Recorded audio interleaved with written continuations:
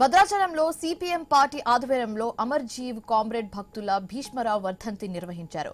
CPM కేంద్ర committee సభ్యుడు తమ్మినేని వీరభద్రం భీష్మరావుకు నివాళులర్పించారు. భీష్మరావు చేసిన పోరాటాలపై ఆయన సతీమణి రచించిన పుస్తకాన్ని ఆవిష్కరించారు.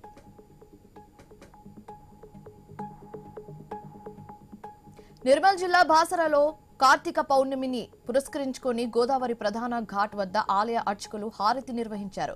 శ్రీ జ్ఞాన సరస్వతి అమ్మవారి ఆలయం నుంచి గోదావరి నది వరకు పల్లకిలో ఊరేగించారు. జ్వాలా తోరణం నిర్వహించారు. ప్రత్యేక పూజలు చేసి హారతి ఇచ్చారు. కర్నూలులోని కేసీ కెనాల్ వద్ద కార్తీక దీపోత్సవ కార్యక్రమం వైభవంగా జరిగింది. శివపార్వతుల కళ్యాణానికి భక్తులు పెద్ద సంఖ్యలో తరలివచ్చారు. భక్తుల రద్దీ కారణంగా ఎలాంటి అవాంఛనీయ ఘటనలు జరగకుండా పోలీసులు, కేఎంసీ అధికారులు ముందస్తు జాగ్రత్తలు తీసుకున్నారు. కూటమి ప్రభుత్వం ఆర్యవైశ్యులకు అండగా నిలబడేలా నిర్ణయాలు తీసుకుంటుందని కందుకూరు ఎమ్మెల్యే ఇంటూరి నాగేశ్వరరావు పేర్కొన్నారు. ఒంగోలులో కందుకూరుకు చెందిన ఆర్యవైశ్య నాయకుడు మురారిశెట్టి శ్రీకాంత్ తన అనుచరులతో కలిసి టీడీపీలో చేరారు. వారికి ఎమ్మెల్యే పసుపు కండువా కప్పి పార్టీలోకి ఆహ్వానించారు. వికారాబాద్ జిల్లా తాండూరులో చేవేళ్ల బస్సు ప్రమాదం బాధితులకు మద్దతుగా ధర్నా నిర్వహించిన వారిపై పోలీసులు కేసు నమోదు చేశారు. ధర్నాతో ఎక్కడికక్కడ వాహనాలు నిలిచిపోయాయి. దీంతో పెద్ద ఎత్తున ర్యాలీలో పాల్గొన్న యువతపై పోలీసులు కేసు నమోదు చేశారు.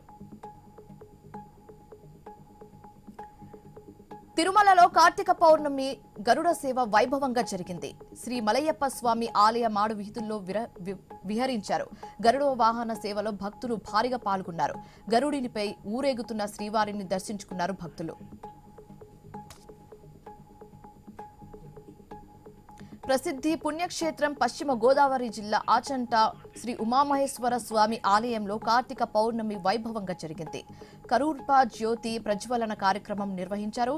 వేద మంత్రుల నడుమ గోడవర్తి కుటుంబానికి చెందిన వెంకటేశ్వర స్వామి దంపతులు జ్యోతిని వెలిగించారు.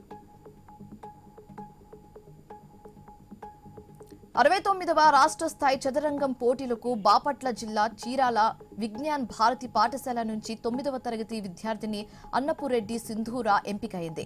ఉమ్మడి ప్రకాశం జిల్లా తరఫున సింధూర ఎంపిక కావడం పట్ల పాఠశాల డైరెక్టర్స్ భూపేంద్ర, బ్రహ్మయ్యలు ఆనందం వ్యక్తం చేశారు. పోటీలలో గెలిచి పాఠశాలకు, పట్టణానికి పేరు ప్రతిష్టలు తీసుకురావాలని ఆశాభావం వ్యక్తం చేశారు.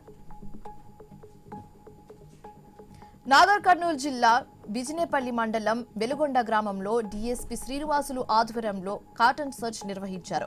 ప్రజలు అప్రమత్తంగా ఉంటూ తగు జాగ్రత్తలతో మెలగాలని సూచించారు. సరైన పత్రాలు లేని 47 బైకులు, 3 ఆటోలు, అలాగే 4 ఫోర్ వీలర్లను సీజ్ చేశారు.